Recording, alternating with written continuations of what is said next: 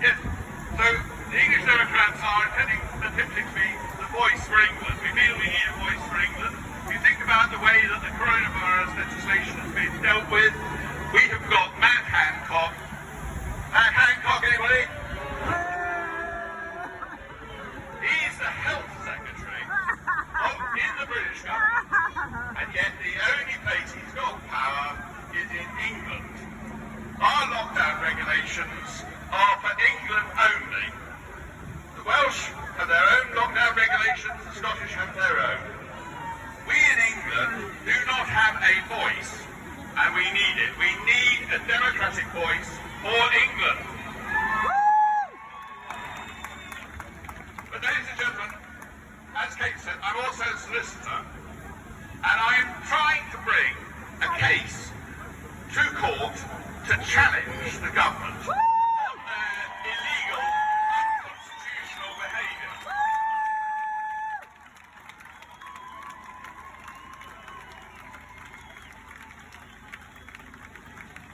We do have a crowd justice funding group, so go and have a look at that. It's called the Coronavirus Act 2020 is null and void.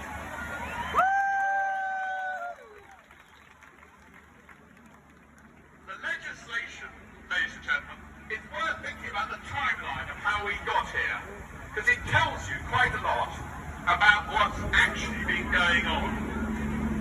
It leads you to question what the government, media, and all the rest have been telling us. I think the first thing to bear in mind is the media. Before any mention of lockdown occurred, the government got Ofcom to tell the media that they were not to report any contrary narratives. That is why you never hear anything about people who are challenging what's going on. It's pretty unlikely much of what we're doing today will be reported in the mainstream media. Even if you look around, there's a huge crowd here. That won't get reported. And that's because they're not reporting contrary narratives, thanks to Ofcom, thanks to the government's orders. Next, how do we actually get to a situation where the government came out with all this lockdown stuff? So, if you think back to before March, they were saying that we weren't going to panic. We were probably going to do something very similar to the very sensible Swedes that you heard from earlier. You know, they haven't locked down their country. They haven't crashed their economy. They haven't thrown away all their liberties. But yet, their results are far better than ours, even on the official statistics. Worth thinking about. Only the last couple of days, the Office of National Statistics, the government's own body for telling us what's going on statistically, it said that actually you were 13 times more likely to get a problem with flu than with what the government's challenging with the coronavirus.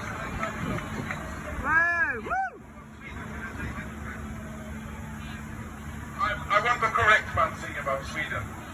Our numbers are much better than official because we are world champions in one sport, and that is killing the elderly. That's an old Viking tradition, and we killed very many people with midazolam and morphine. I don't know whether actually the Swedes have done that, because it's worth bearing in mind that what NHS England did on the 19th of March is they ordered the hospitals to discharge all their so-called bed blockers, the elderly. There's 16 riot vans, guys. 16 riot vans round the back. Remember, we are peaceful. They cannot do anything if you stay within the law. We've got three groups of people here. The guys in front, the guys and ladies in front, people over here to the left, and people over here to the right. They will all secure the stage with your help. Each and every one of you are members of the public, and you have civil rights.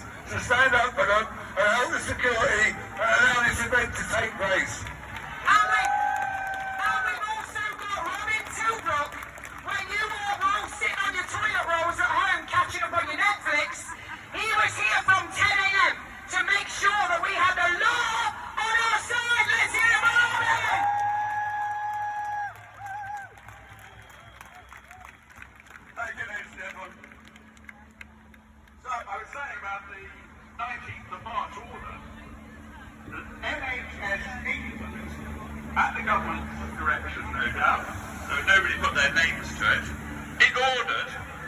hospitals to discharge the old people into the old people's homes, even if the doctors knew they had got coronavirus.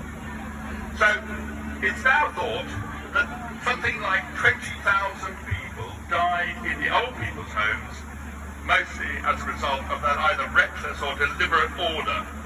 So I think we certainly present a good challenge, if it's a good one, to the Swedes in terms of doing down our old people.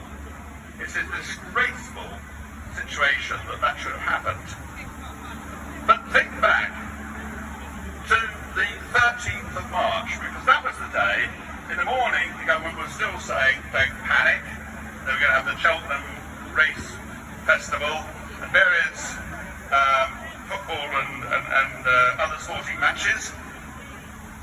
By the afternoon, they were full panic, and they were saying they were going to stop us having elections until next year.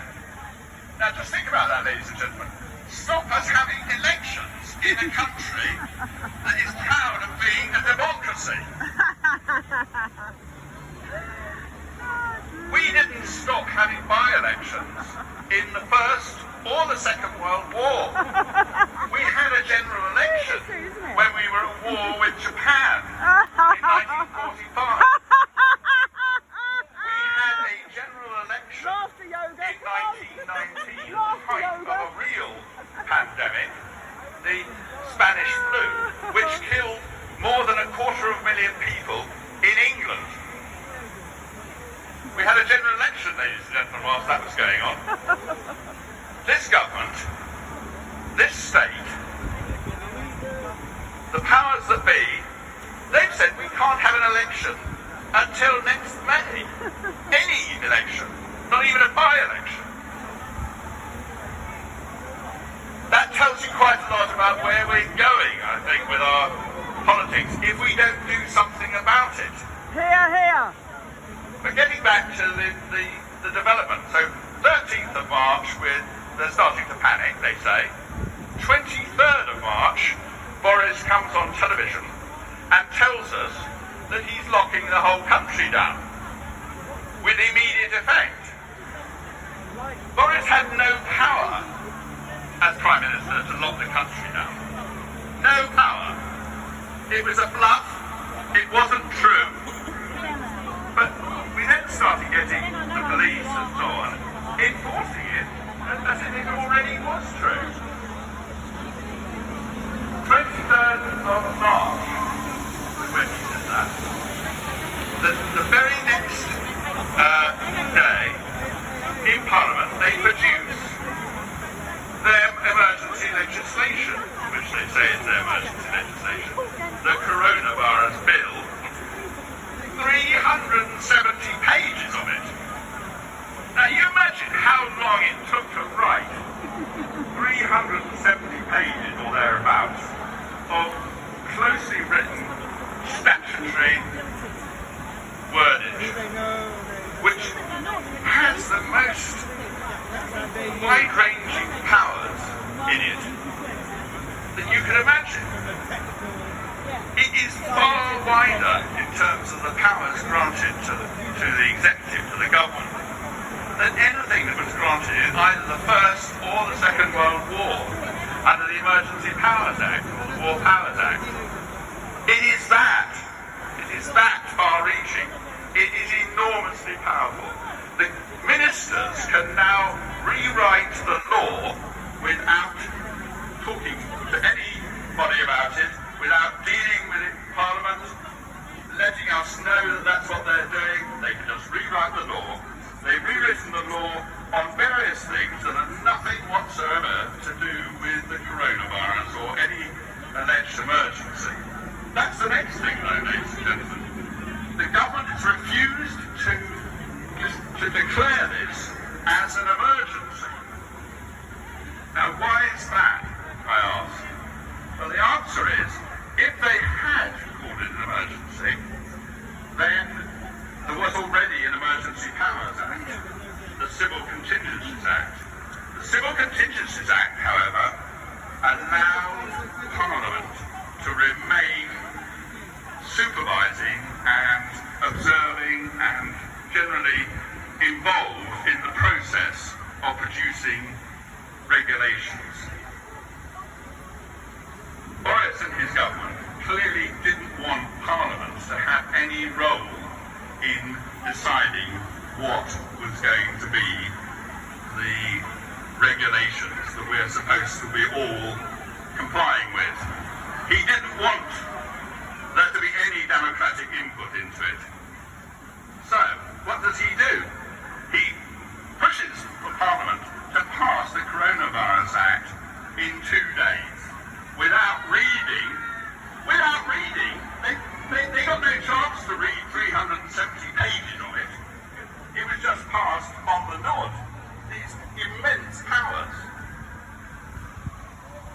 What happens then reveals everything you need to know about how bad the emergency was, how much it was essential to pass that legislation straight away in those 2 days.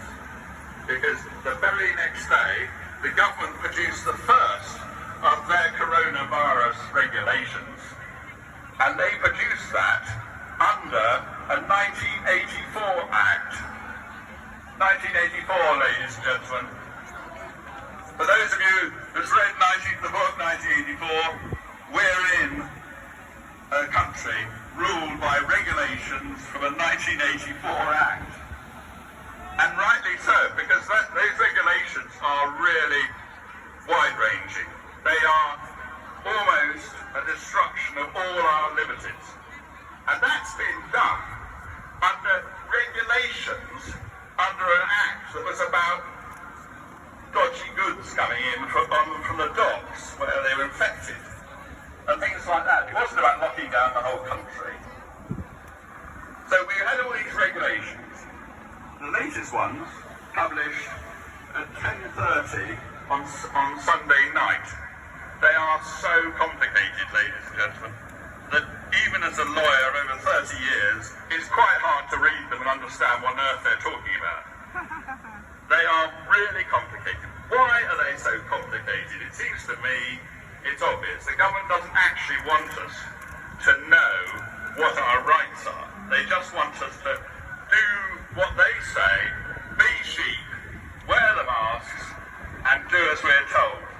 Ladies and gentlemen, I'm not very keen on wearing a mask, but if I'm going to wear a mask, I'm going to wear this one. I'm going to wear this one. What do you think?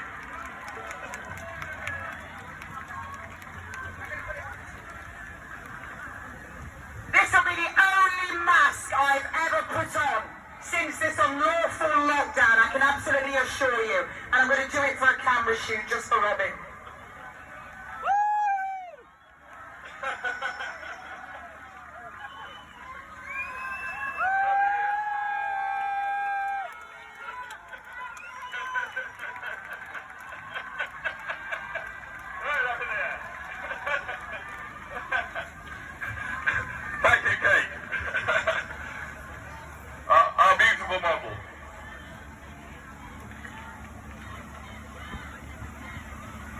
Doesn't it tell us though, what lies we're being led by? It should, even the core legislation has been passed by telling Parliament that it was actually essential to pass it in 2 days, whereas they've actually obviously got the regulations already in their back pockets, ready to be produced the very next day.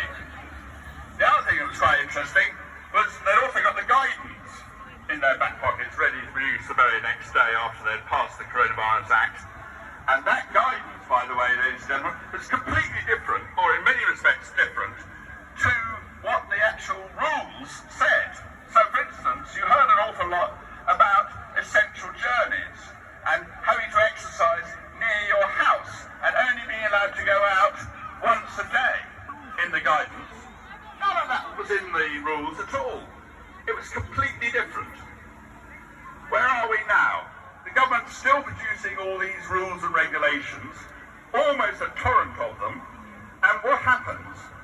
They're getting more and more complicated, more and more difficult to understand, and they keep changing what the rules are. I think that's deliberately to keep people not able to understand what their rights are. It is interesting that you can't really understand them, because that is the classic tactic right across recent history, where a state doesn't want its citizens to feel that it's got any rights. And that, so our liberties are under attack. And it seems to me that one of the things that we've got to try is to get the courts to rule that these unlawful, unconstitutional rules are wrong and invalid.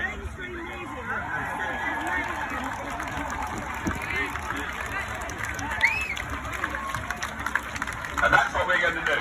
Thank you very much, ladies and gentlemen.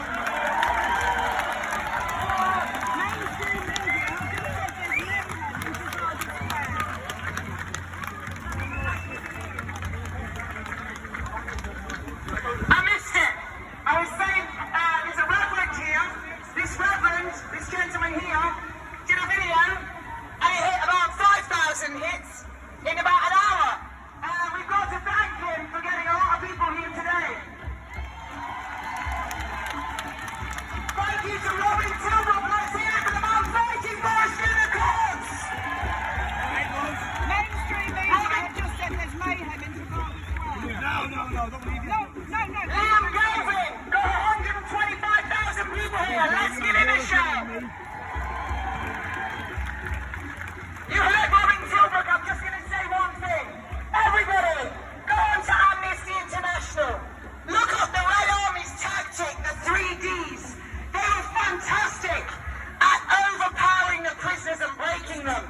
Those 3Ds: disability, dependency, dread. Disability, they've got all of us thinking we're dirty, diseased, virus-ridden individuals. They're telling us we can spread a virus that doesn't even exist, and we have to wear a rag across our guts. The second one, dependency. They're telling us that we need to listen to the lying liars of lies government and the BBC, and there's lockdowns and curfews, because remember, Mr. Corona can tell the time of